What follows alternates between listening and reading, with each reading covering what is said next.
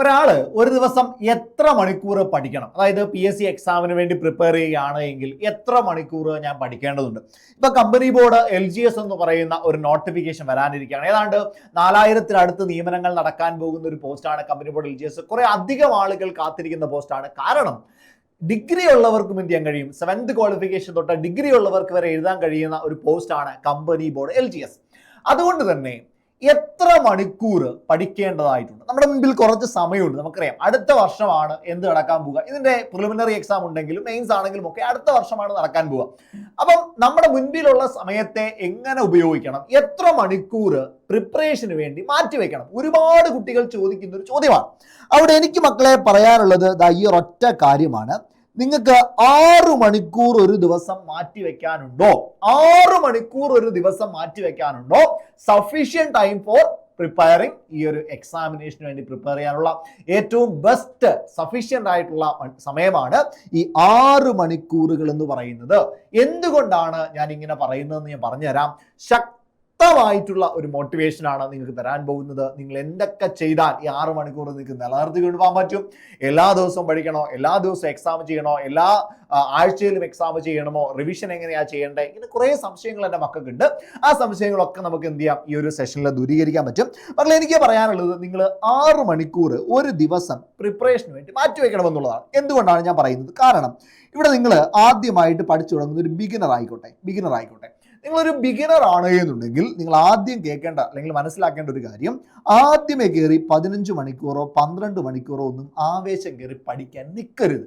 എന്തുകൊണ്ടാണെന്ന് ചോദിച്ചാൽ, ഈ ആവേശം ചിലപ്പോൾ ഒരു വീക്കിലേക്ക്, ഒരാഴ്ചത്തേക്ക് മാത്രമേ നീണ്ടു നിൽക്കുകയുള്ളൂ. അത് കഴിഞ്ഞാൽ നിങ്ങളുടെ മോട്ടിവേഷനൊക്കെ എന്ത് ചെയ്യും, നേരെ താഴേക്ക് പോകും. അതുകൊണ്ട് അങ്ങനെ വരാതിരിക്കാൻ വേണ്ടി നിങ്ങൾ എന്ത് ചെയ്യുക, നിങ്ങൾ ആദ്യം കുറച്ച് സമയത്തിൽ തുടങ്ങുക. നിങ്ങൾ പക്കാ ബിഗിനറാണ്, നിങ്ങൾ ഇതുവരെയും ഈ ഒരു എക്സാമിന് വേണ്ടി പ്രിപ്പയർ ചെയ്തിട്ടില്ല, PSCക്ക് വേണ്ടി പ്രിപ്പയർ ചെയ്തിട്ടില്ല, അങ്ങനെയാണെങ്കിൽ മക്കളെ നിർബന്ധമായും നിങ്ങൾ ആദ്യം ഒരു 6 മണിക്കൂറിലോ അല്ലെങ്കിൽ ഒരു 4 മണിക്കൂറിലോ ഒക്കെ സ്റ്റാർട്ട് ചെയ്യാനായിട്ട് ശ്രമിക്കുക. കുറഞ്ഞ സമയം കൊണ്ട് പഠിച്ചു തുടങ്ങാനായിട്ട് ശ്രമിക്കുക. പിന്നീട് എന്ത് ചെയ്യാൻ പറ്റും, നിങ്ങൾക്ക് ഇതിന്റെ സമയം കൂട്ടിക്കൂട്ടി വരാൻ പറ്റും. നിങ്ങളൊരു ഫുൾ ടൈം PSCക്ക് വേണ്ടി മാറ്റിവെക്കുന്ന ആളാണെങ്കിൽ ചിലപ്പോൾ നിങ്ങൾക്ക് ഒരുപാട് സമയം മാറ്റിവെക്കാൻ പറ്റും. ചിലപ്പോൾ എത്രയാണ്, ചിലപ്പോൾ 10 മണിക്കൂറും 12 മണിക്കൂറും ഒക്കെ മാറ്റിവെക്കുന്ന കുട്ടികൾ കാണും. ഫുൾ ടൈം ആയിട്ട് പഠിക്കുന്ന ആളുകളാണെങ്കിൽ നിങ്ങൾ അങ്ങനെ മാറ്റിവെച്ചോ, സംശയമൊന്നുമില്ല. മിനിമം മക്കളെ ഈ ഒരു എക്സാമിന് വേണ്ടി പ്രിപ്പയർ ചെയ്യുമ്പോൾ എല്ലാ ദിവസവും നിങ്ങൾ എന്ത് ചെയ്യണം, ഒരു 6 മണിക്കൂർ മാറ്റിവെക്കാനായിട്ട് കാണണം. ഇനി നിങ്ങളൊരു വർക്കിംഗ് പ്രൊഫഷണൽ ആണെങ്കിൽ, നിങ്ങൾ ജോലിക്കൊക്കെ പോകുന്ന, പ്രൈവറ്റ് ഫീൽഡിൽ ജോലിക്കൊക്കെ പോകുന്നവരാണെങ്കിൽ, നിങ്ങൾ നിങ്ങളുടെ ജോലിയൊക്കെ കഴിഞ്ഞ് വന്നതിന് ശേഷം ഒരു 8 മണി മുതൽ 11 മണി വരെ 3 മണിക്കൂർ പ്രിപ്പയർ ചെയ്യാനായിട്ട് കിട്ടും. 8 മണി മുതൽ 11 മണി വരെ ഒരു 3 മണിക്കൂർ നിങ്ങൾക്ക് പ്രിപ്പയർ ചെയ്യാൻ കിട്ടും. ദെൻ രാവിലെ എഴുന്നേറ്റതിന് ശേഷം നിങ്ങളൊരു 5 മണിക്കാണ് എഴുന്നേൽക്കുന്നതെങ്കിൽ, നോർമലി ഒരു 9 മണിക്കൊക്കെ പോകേണ്ട ജോലിയാണെങ്കിൽ നിങ്ങൾക്ക് ഒരു 8 മണി വരെ പ്രിപ്പയർ ചെയ്യാൻ പറ്റും. അവിടെയും നിങ്ങൾക്ക് ഒരു 3 മണിക്കൂർ കിട്ടും. അങ്ങനെ ആകെ 6 മണിക്കൂർ പ്രിപ്പറേഷന് വേണ്ടി മാറ്റിവെക്കാനായിട്ട് കിട്ടും. വീട്ടമ്മമാരാണെങ്കിലും നിങ്ങളുടെ സമയത്തെ ഇതേപോലെ ക്രമീകരിച്ച് ഒരു 6 മണിക്കൂർ നിങ്ങൾക്ക് എന്ത് ചെയ്യാൻ പറ്റും, മാറ്റി പ്രിപ്പറേഷന് വേണ്ടി വെക്കാനായിട്ട് പറ്റണം. ഇതാണ് നിങ്ങൾ ആദ്യം ചെയ്യേണ്ട. സമയം കണ്ടെത്തുക. ഏത് സമയത്താണ് ഞാൻ പ്രിപ്പയർ ചെയ്യേണ്ടത് എന്നുള്ള കാര്യം നിങ്ങൾ കണ്ടെത്തുക. ഓക്കെ, പഠിച്ചാൽ മാത്രം പോരാ, ഇതിനകത്തിൽ ചില ടെക്നിക്കുകളൊക്കെ ഉപയോഗിക്കണം. ഞാൻ അക്കാര്യങ്ങളൊക്കെ എന്ത് ചെയ്യാം, ഈ വീഡിയോയുടെ അവസാന ഭാഗത്തേക്ക് എത്തുമ്പോൾ ഞാൻ പറയുന്നുണ്ട്. സ്കിപ്പ് ചെയ്യാതെ അവസാനം വരെ കാണാനായിട്ട് ശ്രമിക്കാം. ഇനി എന്തുകൊണ്ടാണ് 6 മണിക്കൂർ എന്ന് ഞാൻ പറഞ്ഞുതരാം. അതായത് ഒരു കുട്ടി പ്രിപ്പയർ ചെയ്യുമ്പോൾ, ഞാൻ നേരത്തെ പറഞ്ഞതുപോലെ അവർ ചിലപ്പോൾ ഒരുപാട് സമയം 10 മണിക്കൂർ പഠിക്കുന്നവരുണ്ടാകാം, അല്ലെങ്കിൽ 15 മണിക്കൂർ പഠിക്കുന്നവരുണ്ടാകാം. ചിലപ്പോൾ നന്നായിട്ട് ബിസി ആയിട്ടുള്ള ആളുകളാണെങ്കിൽ ചിലപ്പം 1 മണിക്കൂറോ 2 മണിക്കൂറോ പഠിക്കുകയുള്ളൂ. പക്ഷേ 6 മണിക്കൂറിൻ്റെ ഒരു പ്രത്യേകത, ചിലപ്പോൾ നിങ്ങൾ ക്ലാസ് കണ്ടിട്ടായിരിക്കും പഠിക്കുന്നത്. പക്ഷേ ഈ ക്ലാസ് കാണൽ എന്ന് പറയുന്നത് പൂർണ്ണമായിട്ടുള്ളൊരു പഠനമായിട്ട് വന്നിട്ടില്ല, സ്റ്റഡി ആയിട്ട് വന്നിട്ടില്ല. നിങ്ങൾ ക്ലാസ് കണ്ടു, നിങ്ങളുടെ മെമ്മറിയിലേക്ക് കുറച്ച് കാര്യങ്ങളൊക്കെ കയറി. ഇനിയും നിങ്ങളത് കുറച്ചുകൂടെ ഒന്ന് അപ്ഗ്രേഡ് ചെയ്യാൻ, അതായത് ഓർത്ത് വെക്കണമെങ്കിൽ അവിടെ നിങ്ങൾക്ക് ഉണ്ടാവേണ്ട 2 ക്വാളിറ്റികളാണ്. ക്ലാസ് കണ്ടതിന് ശേഷം ഈ ക്ലാസ്സിൻ്റെ നോട്ട്സ് വീണ്ടും എന്ത് ചെയ്യുക, വായിക്കാനായിട്ട് ശ്രമിക്കുക. ദെൻ മറ്റൊരു ക്വാളിറ്റിയാണ് ഇത് വീണ്ടും റിവൈസ് ചെയ്യാനായിട്ട് ഓർക്കാം. 3 പ്രാക്ടീസ് ചെയ്യാനായിട്ട് ഓർക്കാം. ഈ 3 കാര്യങ്ങളും നിങ്ങളുടെ കയ്യിൽ ഉണ്ടെങ്കിൽ മാത്രമേ നിങ്ങൾക്ക് എന്ത് ചെയ്യാൻ പറ്റുള്ളൂ. അതായത് വെറുതെ ക്ലാസ് കണ്ടതുകൊണ്ട് മാത്രം എന്ത് ചെയ്യാൻ കഴിയില്ല, നിങ്ങൾക്ക് പ്രിപ്പയർ ചെയ്യാൻ കഴിയില്ല. നിങ്ങൾക്ക് തീർച്ചയായിട്ടും അടിപൊളിയായിട്ട് കയറി പോകണമെങ്കിൽ നിങ്ങൾക്ക് എന്ത് വേണം, ഈ 3 കാര്യങ്ങൾ വേണം. ഈ 3 കാര്യങ്ങളും നിങ്ങൾക്ക് ദിവസവും ചെയ്യണമെങ്കിൽ നിങ്ങൾക്ക് 6 മണിക്കൂർ മാറ്റി വെക്കാനായിട്ട് പറ്റണം. ഓക്കെ, അതെങ്ങനെയാ ചെയ്യാൻ പറ്റുക? ദാ കിടക്കുന്നുണ്ടോ, ഡെയിലി നിങ്ങൾ എന്ത് ചെയ്യാം, ഒരു 4.5 മണിക്കൂർ പഠനത്തിന് വേണ്ടി മാറ്റിവെക്കാം. ഒരു 1.5 മണിക്കൂർ റിവിഷന് വേണ്ടി മാറ്റിവെക്കാം. ഈ 4.5 മണിക്കൂറിൽ നിങ്ങൾക്ക് എന്ത് ചെയ്യാൻ പറ്റും, ഒരു 2.5 മണിക്കൂർ തൊട്ട് 3 മണിക്കൂർ വരെ നിങ്ങൾക്ക് ക്ലാസ് കാണാനായിട്ട് മാറ്റിവെക്കാം. ഇനി ക്ലാസ് കാണാൻ നിങ്ങൾക്ക് എക്സ്ട്രാ ടൈം ഉണ്ടെങ്കിൽ ആ എക്സ്ട്രാ ടൈം ഒക്കെ ഉപയോഗിച്ച് നിങ്ങൾക്ക് ക്ലാസ്സുകൾ കാണാം. അപ്പോൾ ക്ലാസ് കണ്ട് നിങ്ങൾക്ക് ബേസ് സെറ്റാക്കാൻ വേണ്ടി ഈ ഒരു സമയം മാറ്റിവെക്കാം. then അതിനുശേഷം ഓക്കെ ഒരു മണിക്കൂർ അല്ലെങ്കിൽ 1.5 മണിക്കൂർ നിങ്ങൾക്ക് പിന്നീട് കിട്ടുകയാണ്. ആ 1 മണിക്കൂർ അല്ലെങ്കിൽ 1.5 മണിക്കൂർ സമയം നിങ്ങൾ എന്ത് ചെയ്യണമെന്നറിയാമോ? നിങ്ങൾ ഈ പഠിച്ച കണ്ട ക്ലാസ്സില്ലേ, ആ കണ്ട ക്ലാസ്സിൻ്റെ നോട്ട്സ് വായിക്കാനോ എക്സ്ട്രാ നോട്ട്സ് വായിക്കാനോ പുതിയ കാര്യങ്ങൾ പഠിക്കാനായിട്ട് എക്സ്ട്രാ നോട്ട്സ് വായിക്കാനോ എന്തെങ്കിലും ഗൈഡുകൾ വായിക്കാനോ ഒക്കെ ആയിട്ട് നിങ്ങൾക്ക് ഉപയോഗിക്കാം. ഓക്കെ, അപ്പോൾ പഠിച്ച കാര്യങ്ങൾ എന്ത് ചെയ്യാം, ഒന്നുകൂടി ഒന്ന് തറവ് ചെയ്യാൻ, നിങ്ങൾ ക്ലാസ് കണ്ട കാര്യങ്ങളെ ഒന്നുകൂടി തറവ് ചെയ്യാനായിട്ട് ഈ സമയം ഉപയോഗിക്കാം.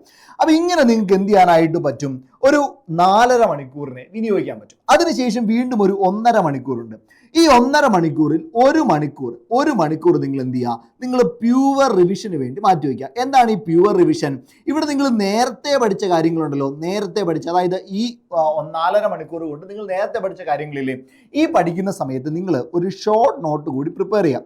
ഒരു ഷോർട്ട് നോട്ട്, ചെറിയ ഷോർട്ട് നോട്ട് എന്ന് പറഞ്ഞാൽ ആവശ്യമുള്ള കാര്യങ്ങൾ മാത്രം ഉൾപ്പെടുത്തിയ ഒരു ഷോർട്ട് നോട്ട് കൂടി പ്രിപ്പയർ ചെയ്യാം. ഇല്ലെങ്കിൽ നിങ്ങൾക്ക് ഇപ്പോൾ നമ്മുടെ ബാച്ചിലൊക്കെ വന്നു കഴിഞ്ഞാൽ നമ്മുടെ ബാച്ച് PDF ഫോർമാറ്റാണ് എന്ന് പറഞ്ഞാൽ നിങ്ങൾക്ക് പ്രിന്റ് എടുത്ത് വെച്ച് പഠിക്കാൻ പറ്റും. ആ ഒരു PDFിലേക്ക് നിങ്ങൾക്ക് എന്ത് ചെയ്യാം, എക്സ്ട്രാ നോട്ടുകൾ ആഡ് ചെയ്ത് വെക്കാം, അല്ലെങ്കിൽ ഷോർട്ട് നോട്ടുകൾ ആഡ് ചെയ്ത് വെക്കാം. ആ നോട്ട് അല്ലെങ്കിൽ അങ്ങനെയുള്ള ആ ഒരു ഷോർട്ട് നോട്ടൊക്കെ വെക്കുന്ന സ്ഥലമുണ്ടല്ലോ, ആ സ്ഥലത്ത് എഴുതി വെച്ചിരിക്കുന്ന കാര്യങ്ങൾ നിങ്ങൾ റിവിഷന് വേണ്ടി ഉപയോഗിക്കാം. അപ്പോൾ ആ ഷോർട്ട് നോട്ട്സ് ഉപയോഗിച്ച് വായിക്കാം. അപ്പോൾ വളരെ വേഗത്തിൽ നമുക്ക് 1 മണിക്കൂർ കൊണ്ട് റിവൈസ് ചെയ്ത് പോകാൻ പറ്റും. ഇനി ആ ബാക്കിയുള്ള ഒരു 1/2 മണിക്കൂർ സമയം, ആ സമയം നിങ്ങൾ എന്ത് ചെയ്യണമെന്ന് അറിയാമോ? ആ സമയം നിങ്ങൾ പ്രാക്ടീസിന് വേണ്ടി മാറ്റിവെക്കാം. എന്ത് പ്രാക്ടീസ് ചെയ്യാം? ഒരു 10 ചോദ്യം പ്രാക്ടീസ് ചെയ്താൽ മതി. 10 ചോദ്യം ഡെയിലി ഒരു 10 ചോദ്യം ചെയ്താൽ മതി. അങ്ങനെയാണെങ്കിൽ 10 ദിവസം കൊണ്ട് നിങ്ങൾ 100 ചോദ്യം ചെയ്തില്ലേ? അങ്ങനെയാണെങ്കിൽ നിങ്ങൾ 100 ദിവസം കൊണ്ട് 1000 ചോദ്യം ചെയ്തില്ലേ? എത്രയോ ക്വസ്റ്റ്യൻസ് നിങ്ങൾ പ്രിപ്പയർ ചെയ്യുന്നു. അതിലൂടെ എന്തുമാത്രം കാര്യങ്ങൾ നിങ്ങൾക്ക് പഠിക്കാൻ പറ്റുന്നു, ആ ക്വസ്റ്റ്യൻസിൻ്റെ എക്സ്പ്ലനേഷൻ നിങ്ങൾക്ക് പഠിക്കാൻ പറ്റുന്നു. എത്ര അടിപൊളിയാണ്. നമ്മൾ ഈ പഠിക്കുന്ന ചാപ്റ്റേഴ്സിൻ്റെ എക്സാം ചെയ്താൽ മതി. ഇപ്പോൾ നമ്മുടെ ബാച്ചിലൊക്കെ ആണെങ്കിൽ ഓരോ ടോപ്പിക്ക് തീരുമ്പോഴും നിങ്ങൾക്ക് എന്താ 10 ക്വസ്റ്റ്യൻസ് കിട്ടും, 10-15 ക്വസ്റ്റ്യൻസ് കിട്ടും. ആ ക്വസ്റ്റ്യൻസ് വെച്ച് നിങ്ങൾക്ക് എന്ത് ചെയ്യാൻ പറ്റും, പഠിക്കാനായിട്ട് പറ്റും. മനസ്സിലാവുന്നുണ്ടോ? ഇങ്ങനെ നിങ്ങൾക്ക് 6 മണിക്കൂറിനെ അടിപൊളിയായിട്ട് വിനിയോഗിച്ചൂടെ? എത്ര എഫിഷ്യൻ്റ് ആയിട്ടാണ് വിനിയോഗിച്ചത്, എത്ര സന്തോഷകരമായിട്ടാണ് നമ്മൾ വിനിയോഗിച്ചത്.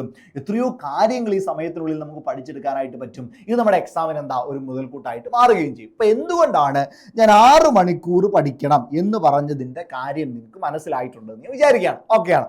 ഇനി മക്കളെ, ക്വസ്റ്റ്യൻ പ്രാക്ടീസ് ചെയ്യേണ്ടതിൻ്റെ ഗുണം ഞാൻ പറഞ്ഞുതരാം. അതായത് നിങ്ങൾ റിവിഷൻ ചെയ്യണമെന്ന് ഞാൻ പറഞ്ഞു. നിങ്ങൾ ഡെയിലി എന്ത് ചെയ്യുക, റിവിഷൻ ചെയ്യുക. നിങ്ങൾ വീക്ക്ലി റിവിഷൻ, ചിലർ സൺഡേയും സാറ്റർഡേയും ഒക്കെ, ശനിയും ഞായറും ഒക്കെ എന്ത് ചെയ്യും, റിവിഷന് വേണ്ടി മാറ്റിവെക്കും. പക്ഷേ ആക്ച്വലി ആ സമയത്ത് വീട്ടിലെ കാര്യങ്ങളോ ഒക്കെയാണ് നടക്കുക. ശരിയല്ലേ ഞാൻ പറയുന്നത്? നിങ്ങളിൽ അനുഭവസ്ഥരാണ്, നിങ്ങൾ എന്ത് ചെയ്യുക, താഴെ ഒന്ന് കമൻറ്റ് ചെയ്തേക്കുക, ശരിയാണോ ഞാൻ ഈ പറഞ്ഞതെന്നുള്ളത്. കാരണം റിവിഷൻ നടക്കാറില്ല, മറ്റെന്തെങ്കിലും കാര്യങ്ങൾക്കൊക്കെ വേണ്ടി മാറ്റിവെക്കും. പക്ഷേ ഡെയിലി നിങ്ങൾ റിവിഷന് വേണ്ടി ഒരു സമയം കണ്ടെത്തിയാൽ ആ റിവിഷൻ അങ്ങനെ നമ്മുടെ പഠനത്തോടൊപ്പം എന്ത് ചെയ്യും, നടന്നു പോയിക്കൊണ്ടിരിക്കും.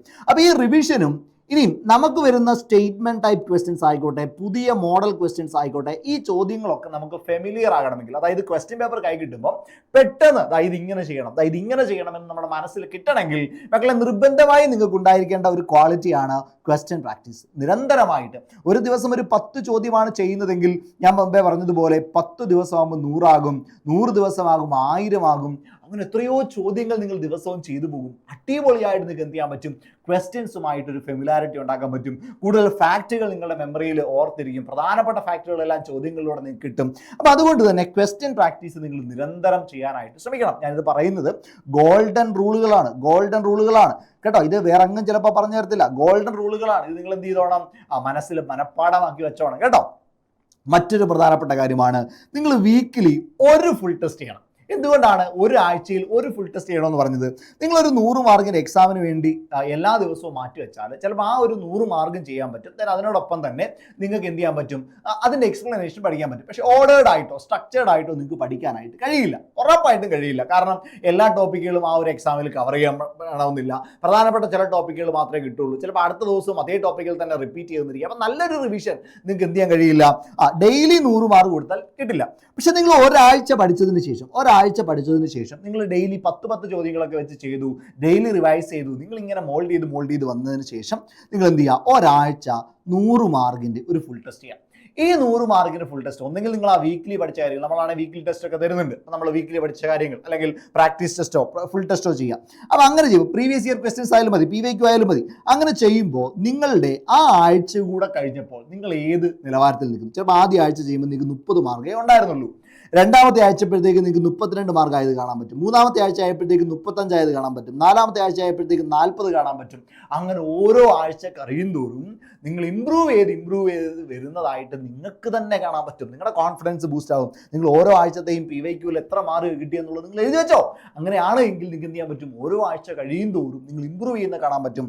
ആ എക്സ്പ്ലനേഷൻ പഠിക്കുമ്പോൾ നമ്മൾ പഠിച്ചിട്ടില്ലാത്ത, മുന്നോട്ട് എപ്പോഴോ പഠിച്ചു വരാൻ പോകുന്ന ടോപ്പിക്കുകൾ കൂടിയുള്ള റിവിഷൻ നമ്മൾ എന്ത് ചെയ്യുന്നു? അവിടെ തന്നെ കൊടുത്തു പോകുന്നു.